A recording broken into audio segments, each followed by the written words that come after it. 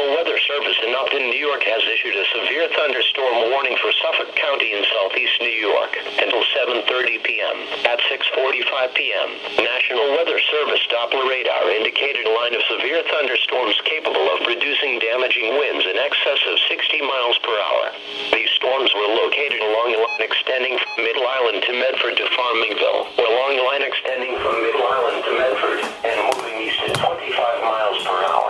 Other locations in the warning include but are not limited to Brookhaven National Laboratory, Yaphank, Wading River, Manorville, Shirley, Calverton, Mastic Beach, Center Moriches, West Hampton, Riverhead, and Shinnecock Hills. Repeating, a severe thunderstorm warning has been issued until 7:30